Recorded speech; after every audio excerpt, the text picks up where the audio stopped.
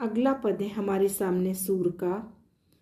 अब मैं नाच्यों बहुत गोपाल, काम क्रोध को पहरी चोलना, कंठ विषय की माल।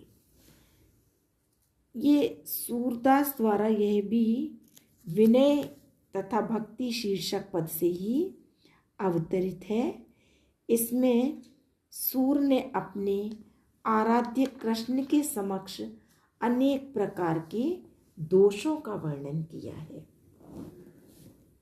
तो सूरदास कहते हैं कि अब मैं नाच्यों बहुत गोपाल, कि अरे कृष्ण अब मैं बहुत प्रकार से नाच चुका हूँ। कहने का अभिप्राय ये, मैं बहुत बार संसार में आ चुका हूँ और जन्म ले चुका हूँ और बहुत प्रकार से बुरे कर्म कर चुका हूँ।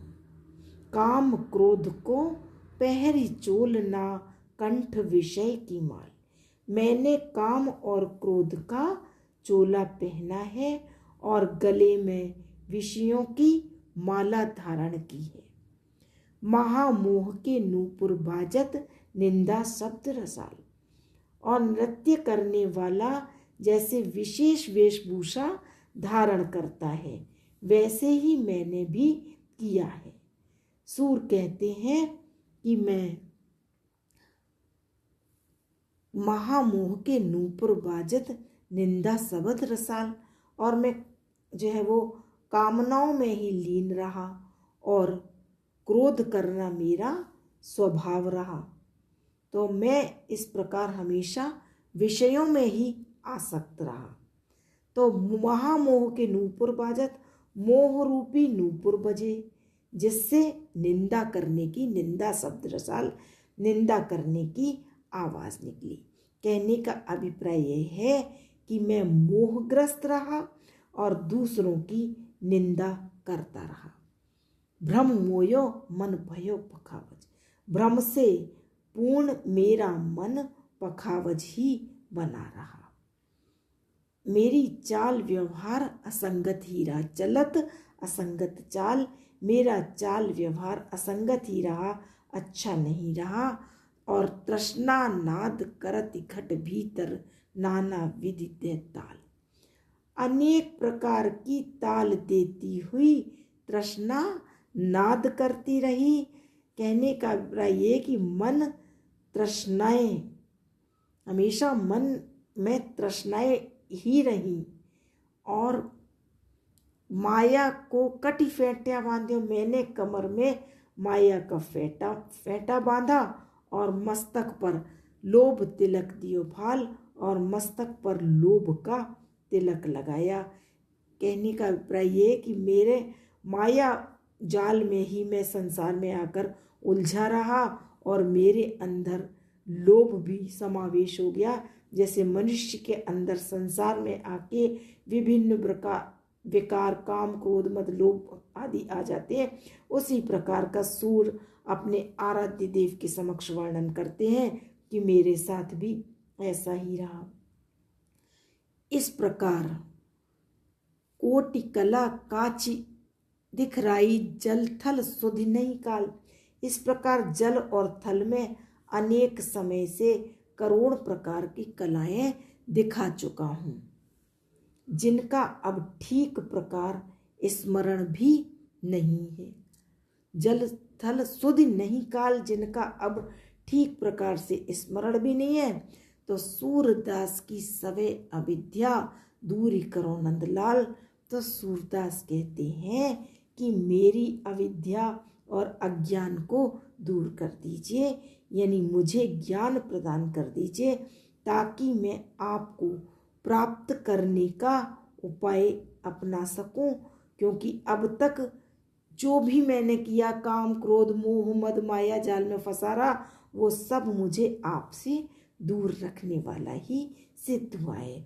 यहाँ सूर कहना चाहते हैं कि मैं बार बार जन्म मरण के चक्र में उलझ जाता हूँ, क्योंकि मेरे कर्म ऐसे नहीं हैं जिससे मेरा उद्धार हो सके, ईश्वर की प्राप्ति हो सके। इसलिए मैं ईश्वर की प्राप्ति न करा पाने वाले पाप कर्म ही करता रहा, तो इसलिए अब मैं आपसे उद्धार की प्रार्थना करता हूँ कि मुझे सब प्रकार से ज्ञान प्रदान करके मेरा उद्धार करो।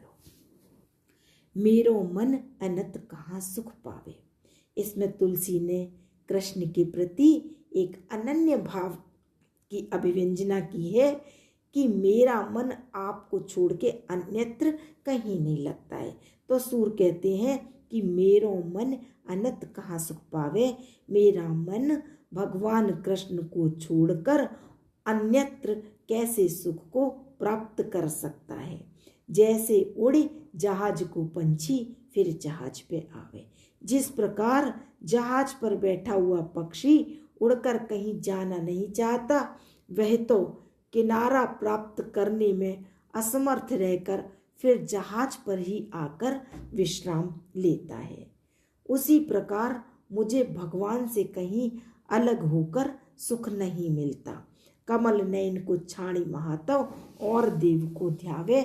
और कोई कमल नेत्र को भगवान को छोड़कर अन्य देवता का ध्यान करे, उसका व्यवहार वैसा ही है जैसा कि उस प्यासे व्यक्ति का जो परम गंग को छाण प्यासो, कि जो इतनी पवित्र गंगा जी को छोड़कर दुर्मति कूप खनावे, मूर्खता के वशीभूत होकर अब कुआं खुदवाकर प्यास बुझाने का प्रयास करता है।